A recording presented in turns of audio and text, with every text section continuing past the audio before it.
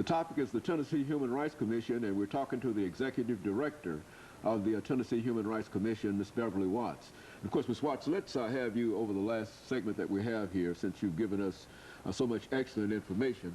Let's have you to think in terms of the future of race relations or human relations, or however you wish to describe it, in this final segment, and as to whether or not we need to take some additional action in order to legislatively fortify some of the things that you have facing you. Okay.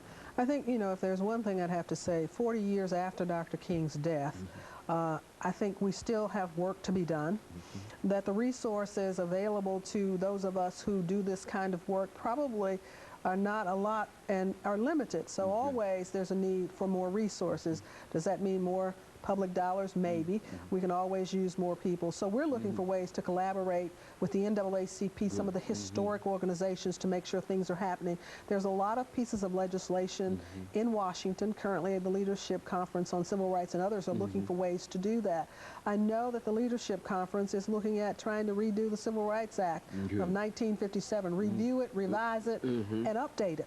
And that was the bill that created the U.S. Commission on Civil Rights. Then Title VII of the Civil Rights Act, EEOC's legislation, HUD's, those are pretty much intact and look pretty good. The Tennessee Human Rights Commission, we're going to be looking at not this legislative session, but probably others, to make sure that our law is consistent with the federal law and that we can update our law. When we look at disability issues, we look at religious discrimination issues, all of those are on the rise. Age discrimination, there's a lot of laws in place, but sometimes I'm not sure we have enough resources to get the message out to people, so we're looking to do more of that. Whether or not there needs to be a law, we're looking to the Leadership Conference, the National NAACP, and letting them sort of lead the charge. The Leadership Conference has their website, civilrights.org, where they really are identifying laws that need to be enhanced, updated. The Voters' Rights Act was just extended, so we're happy about that.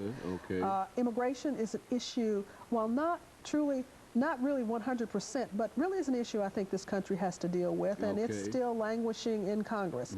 The notion of where we go and what do we do on immigration has an impact for us from a civil rights perspective. So we think those issues are important as well. I think if people think they've been discriminated against, whatever the arena, they can call our office, and I believe the number is probably going to appear either at now or after our program, but call us so we can go through those with them, because I think it's important for us to provide the advice, for them to provide the specifics on their specific issue, and that's what we do.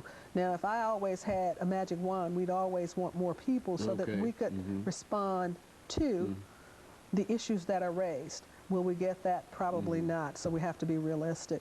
I think the other thing for us is that this year, the legislature is reviewing us for sunset. Every Tennessee agency, with the exception of a few, has sunset legislation, so we have to be reauthorized ever so often. What does that mean for your organization? What that means is that every agency goes out of business or is set to expire, if you will, unless the state legislature extends us. For us, our date for expiration is June 30th, 2008. The good news is that there is legislation that has been introduced in the 2008 session to extend us to 2012. So we'll be going before the legislature, telling them who we are, what we do, how well we do it, and responding to some audit issues, and hopefully getting an extension to that date. So that's what that means. But they have the ability, the law is so written that they have the ability to simply end the Tennessee Human Rights Commission at their discretion as the legislator, the legislature. Right, and it's written in on every 3 to 7 years is really what it is, every 3 to 7 years.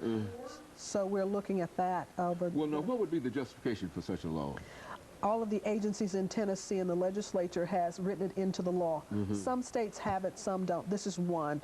So it's not just us, it's every agency, but I'm talking only about our agency at this point.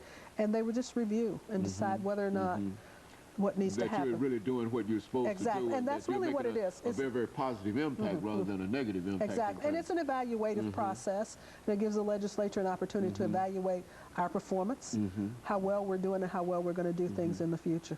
So. You talked about sending out investigators. Give us some information relative to that. I mean, these individuals who go out and determine whether or not a hotel or a house or whatever is not doing what it's supposed to do. How are those individuals selected, and what are some of the criteria that they look for? We're looking for someone with an ability to analyze facts, to determine issues, and evaluate whatever information they have, both from the complainant and from the respondent, who may be an employer, housing provider, or a provider of public accommodations. We have 9 employees who work in employment and 6 who work in housing. And they actually investigate cases and determine based on what we get. Complainant says, I was not promoted. Someone else was promoted. And I wasn't promoted because I am a female over 40. And I happen to be black. And we get cases where all 3 of those elements are looked at.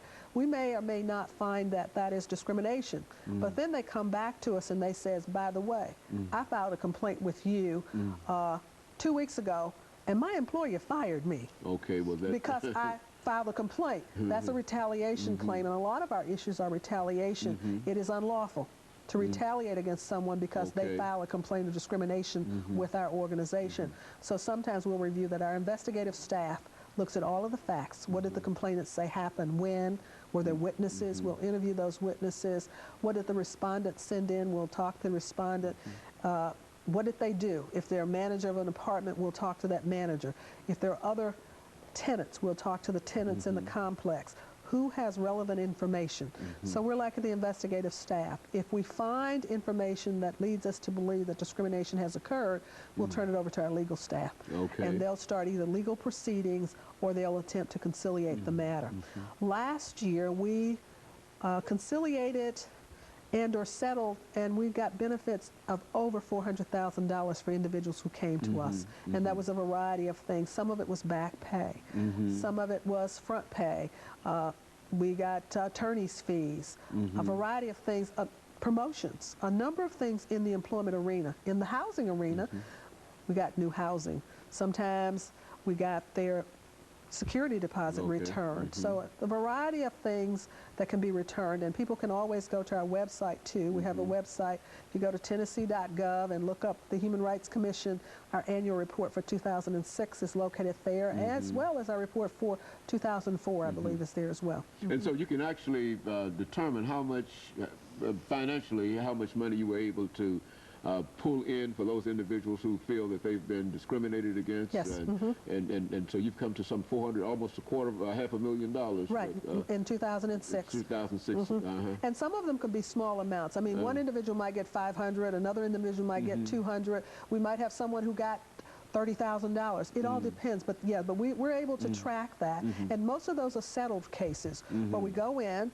The person who discriminated says, I didn't do anything, but yes, I want to settle the case or conciliate the case for this amount of money. And the complainant says, I agree to accept it. And we do that. We also do mediation where we'll mediate the disputes as well. Over the last 2 minutes now, we do hear every now and then some of these extraordinary awards that have been given by various commissions, judges, and et cetera. In your own experiences, what has been the largest award that you've witnessed during your career? During my career, we had a case in Kentucky where we got about $3 million for one person. For one person? For one person. That was about $3 million, and that included a promotion, it included bonuses, it included reassignments, it included housing pay, it included a variety of things, and it included back pay for failure to promote over a number of years. And that was about $2 to $3 million, yes. Now that was an extraordinary... That was extraordinary and unusual at the local level. You'll find EEOC has cases that'll settle. You'll find in like 30, 40 million. Well, that's a class action. So that doesn't mean one individual gets it. It could be as many as 100 individuals or more that might be paid those amounts. But that's what I've seen. And then we had one case that settled for $150,000 to one individual, again in Kentucky when I was there.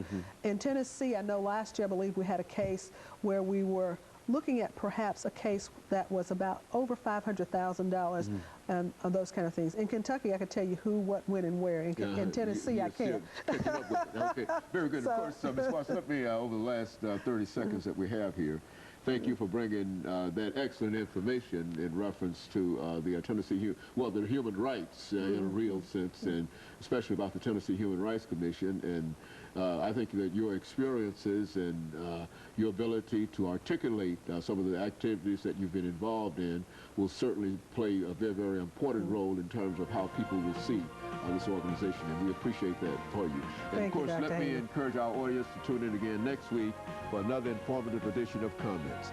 Thank you and good morning.